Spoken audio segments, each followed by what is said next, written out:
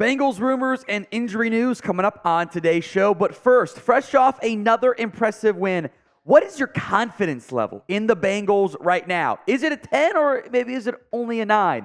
Sound off in the comment section right now.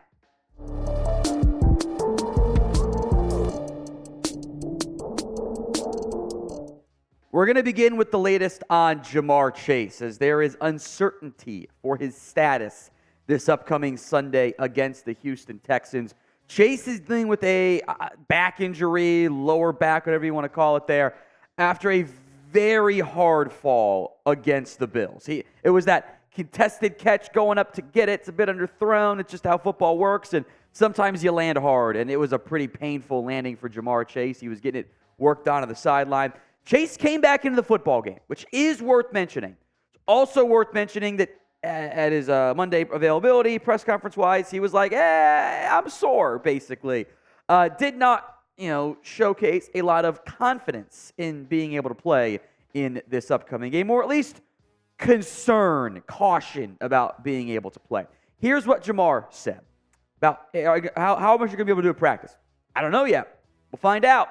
Pretty sore just moving around. It got worse as the game went on. Adrenaline's a fun thing, isn't it? Zach Taylor, meanwhile, about the Ja'Marr Chase injury, says, I was just with him. He's sore right now. It's impossible to say the day after the game. We will just take it day to day with him. So Taylor labels Chase day to day. Ja'Marr also said this, and this is what's really interesting to me. Quote, all I can do is pray and be a good teammate and be there for those guys and try to get healthy. That's the only thing I can do right now. Everybody is counting on me to be healthy. All I can do is protect the team and get healthy. Now, that does not sound great to me. That's kind of like, I don't know if I'm going to play. There is a very real chance Ja'Marr Chase can't go. And what I am coming back to is what Chase said about Burrow. When Joe Burrow pulled that calf, he's like, I don't need to see him till week 5. Now, different status. You're in the middle of the season. I think Ja'Marr is a pretty mature guy, at least in terms of the health side of it. And if he's not good to go, he will protect the team from himself and not be out there in a limited injured capacity, being a negative because he's in pain and he can't move or whatever. Like when the Bengals sat T. Higgins for a week, there is a chance they sit Ja'Marr Chase for a week, which would be a massive blow to the Bengals receiving game because Ja'Marr Chase, wherever you want to rank the receivers, if it's 1, 2, 3, 4, with Jefferson, of course, banged up this year. Jamar's one of your top 5, 10, whatever receivers. Not saying he's having a top 5 or 10 statistical productive season this year, but he's 297 yards in 8 games played. Y'all can do math. We're approaching a 14, 15, or a 1.4, 1.5K season again. Who Ja'Marr Chase is. A lot more short stuff because it had to be short stuff early on with Joe Burrow injured. More on this and how the Bengals might handle not having Chase against a sneaky good Texans team. But first, the pinned comment of today's video. Will Ja'Marr Chase play against the Texans? Y for yes or N for no. If Chase can't go, T. Higgins, of course, now becomes the number 1 wide receiver for Cincinnati. Would probably mean an uptick in Higgins targets and Tyler Boyd targets as well. It would probably be, Chase has done some damage in the slot this year, as actually a lot of good receivers actually do, by the way. Probably means more workload for Boyd. You'd also be trying to fill that hole in terms of the who's out there in your constant usage of 11 personnel.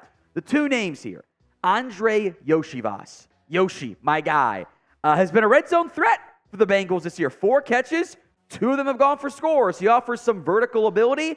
I think from a downfield threat perspective that Chase does offer, Yoshivas can handle that. And, oh, man, could you get a play-action bomb to Yoshi if Chase can't go? Because obviously you want to keep Chase and Higgins and Boyd out there more often than not. The other name that you will see more of if Chase cannot play, or if he's even limited, which is a real possibility, is Trenton Irwin. Joe Burrow trusts him.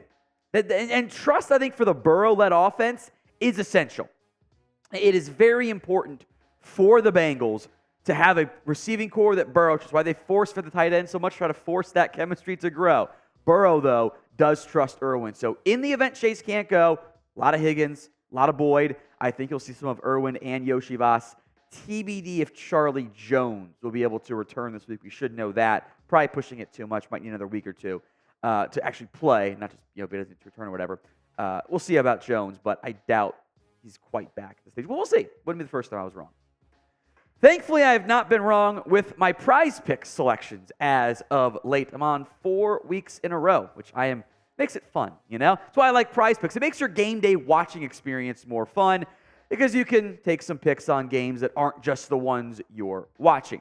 They have made today's show possible. It is the easiest and most exciting way to play daily fantasy sports. It's you against the numbers. Instead of battling thousands of players, pros, sharks, etc., you pick more than or less than on 2 to 6 player stat projections and watch the winnings roll in. Really increases your chances of being able to win. Here are my picks this week. I don't feel confident in them, by the way. That's why I'm going back to the flex play. I would hit the power play last week, but I'm going the safe route, the coward route. Give me more than Geno Smith passing yards. I love that one. I'm going to pair it with Tyler Lockett passing yards. There was a point I was thinking about just doing all Seahawks passing yards. Geno and Metcalf, dial it back. I'll go Christian Kirk more than receiving yards as well. Niners nickel corner is beatable, which I think could benefit the Jags in a very tough game against San Francisco. I don't love the Kirk one. That's why I went with the flex play. Go to prizepicks.com/CLNS and use code CLNS for a first deposit match up to $100. You got some free money to play with. Link will be in the comments and the description of today's show. Again, that's prizepicks.com/CLNS and use code CLNS for the first deposit match up to $100. Some free agency conversation to get into here. Bleacher Reports has suggested the Bengals sign Logan Ryan to help it, which does make some more sense than maybe some of the other ideas from Bleacher Report. Tyson Anderson was placed on injured reserve with the torn ACL. That does open up a roster spot. Something tells me the Bengals will fill it at some point this week. Ryan spent all of last year with the Bucs. Noteworthy veteran safety available. And the Bengals have 3 healthy ones on the roster right now. It's Daxton Hill, who I've been very, relative to expectations, impressed by in year 1. He's not Jesse Bates yet, but he's made a bunch of plays for you. Nick Scott, and they've actually done some three-stage looks with Jordan Battle, who was the first-year player. Logan Ryan only played 9 games last year. The guy that we saw have a great 2019 campaign with just stat sheet stuffing the hell out of it in a positive way, by the way. I always hate that. So when people say, oh, he's just stuffing the stat sheet by making plays? That's a bad thing? I don't... how's that a bad thing? Either way, he's not in his prime. It's a very quiet market for Logan Ryan as well. What I think actually it could end up happening here is the Bengals simply promote Michael Thomas. He can be a key part on special teams. He is beloved in the locker room. That's why the Bengals kept him on the practice squad. He lost the job to Tyson Anderson because Anderson had earned it. Well, now you can just make Thomas a game day member of your active roster again, and everyone's happy, right? Maybe that's what the path they end up going. We'll see in the coming days. Then you sign some young guy to your practice squad to backfill. Or you could always sign Logan Ryan to your practice squad to backfill. We are 88 subs away from 5.5K. We appreciate every single person who has tuned in and subscribed to us here on Bengals Breakdown. If you haven't already, hit that sub button, youtube.com/Bengals TV.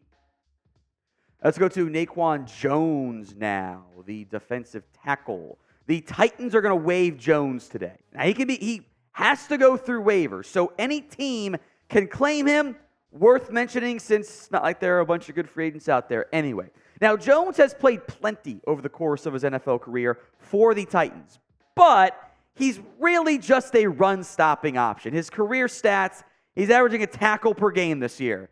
He's averaged, a little over a tackle per game in 2022 and over 2 per game in 2021. So, we'll call it a tackle and a half guy over the course of his season. What you're going to ask yourself here is, okay, he has not played that great for Tennessee. He's like their 5th defensive tackle.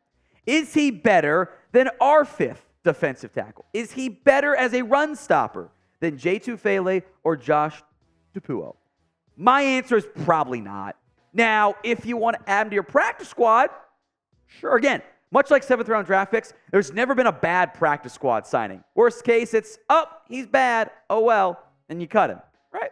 So name a free agent who you guys want to sign. Any player you would like to add to the Bengals roster that is available, sound off for me in the comment section right now.